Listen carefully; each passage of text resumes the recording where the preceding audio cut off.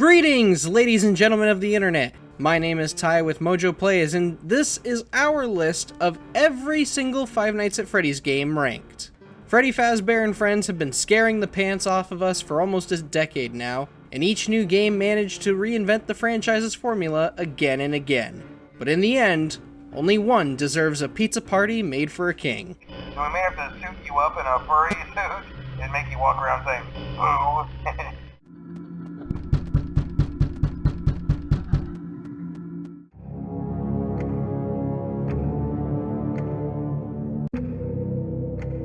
Which game in the Five Nights at Freddy's franchise is your favorite? Share with us in the comments below. Before we begin, we publish new videos every day, so be sure to subscribe and ring the bell to be notified about our latest videos. Number 8, Five Nights at Freddy's 3.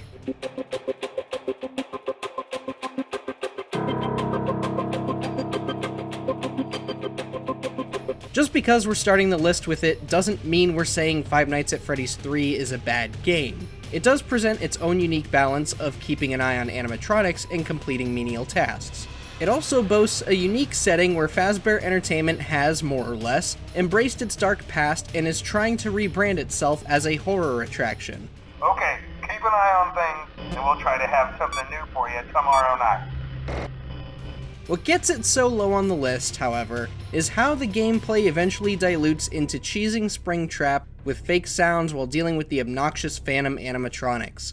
It's really a matter of how quickly you can regain your bearings before Springtrap is on the move again. At least it answered some questions about the mysterious purple guy. Turn and walk towards Hello? This is an easy and hands-free approach. Number 7, Five Nights at Freddy's 4.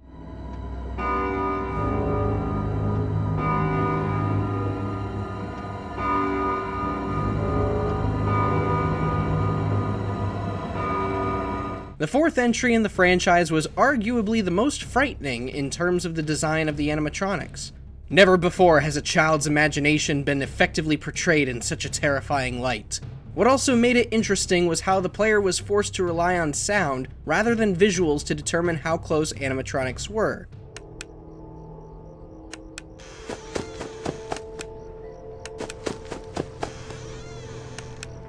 Unfortunately, the game gets pretty overwhelming in nights 4 and 5 due to how much running around you have to do in the bedroom. Eventually, it becomes a clumsy, frantic dance that feels a tad luck dependent.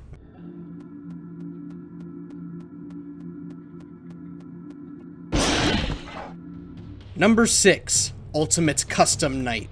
Uh-oh, how unfortunate. Uh-oh, how unfortunate. I'm gonna do a sneaky thing. This one was basically a single game mode released for free, but that doesn't make it any less impressive than the main games.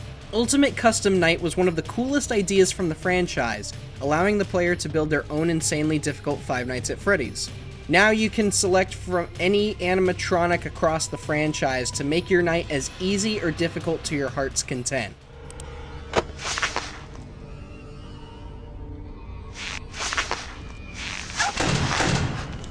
The best part? Each animatronic comes with its own unique mechanics and jump scares.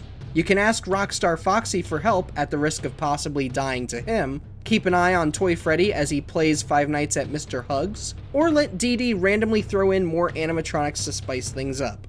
Basically, this was FNAF with a ton of replay value. Jar, what can I do for you?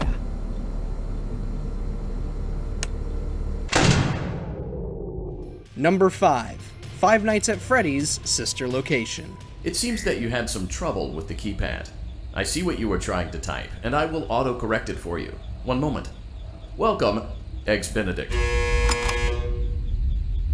Sister Location was intriguing in how it deviated from the core gameplay in favor of telling a more narrative-driven story, and surprisingly, it worked rather well. Sister Location features a story that's constantly unsettling with a little bit of dark humor to lighten the mood. Just try not to make eye contact. It will be over soon. They will lose interest. The voice acting and music brought the whole thing together, but as much as we'd like to put it higher on the list, the game does suffer from its wildcard style. Gameplay and mechanics are constantly changing, meaning players will need to adapt on the fly. It's a great game, but it's one that demands a bit more effort than most would be willing to put in.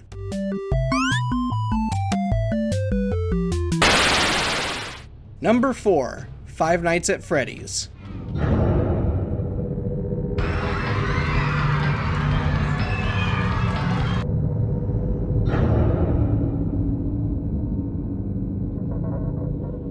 The game that started it all is still a riot to play today, and watch the inexperienced play.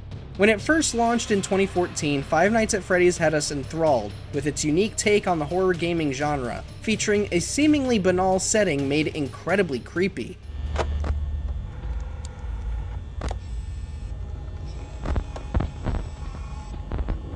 Not only did it make us paranoid of a certain pizza-eating mouse from the real world, but the game enamored us with its eerie atmosphere, hidden narrative, and loads of secrets. To this day, it's still fun to play even if you've seen all that the game has had to offer.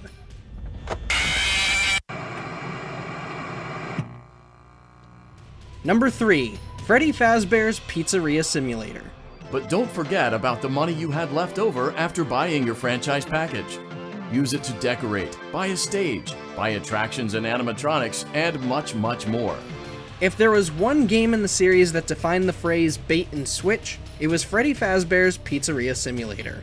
What starts out as an innocent minigame about Freddy serving pizza quickly turns into a management sim with a disturbing twist.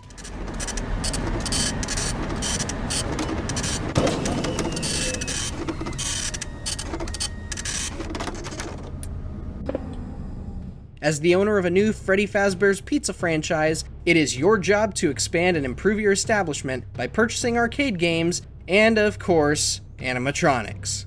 This was a turn we never expected the franchise to take, but it did so with its creepy atmosphere, frightening animatronics, and clever hints at dark secrets. Really, you should play this game if you haven't yet.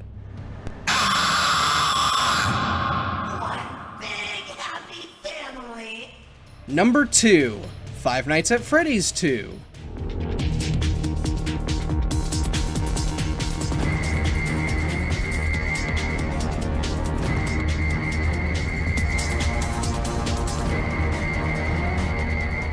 Whereas the first Five Nights at Freddy's helped launch a new phenomena of the internet, its sequel showed the world that this wasn't just a fad.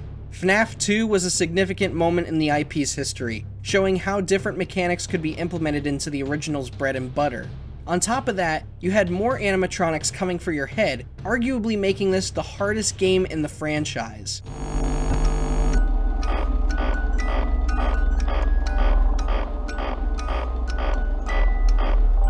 There were also more mysteries added, giving more life to the lore and sending the fanbase into a frenzy.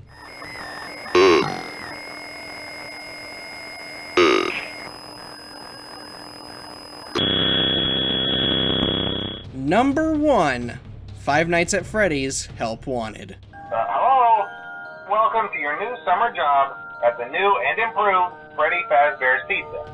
Some may dismiss this as a VR collection of the first 3 games, but there's more to Help Wanted than just the VR gimmick. While Help Wanted does indeed put an interactive spin on the first 3 games, it offers enough content and tells a unique enough story for us to count it as a wholly original game.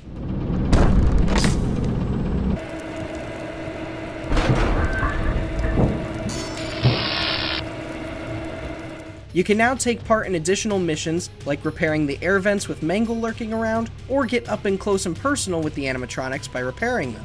You can also find hidden tapes to learn about one of the earliest incidents at the restaurant, as well as coins to buy interactive toys. Needless to say, Help Wanted is the game every FNAF fan must play. And the best part, even if you don't have a VR headset, you can still enjoy it on the Switch.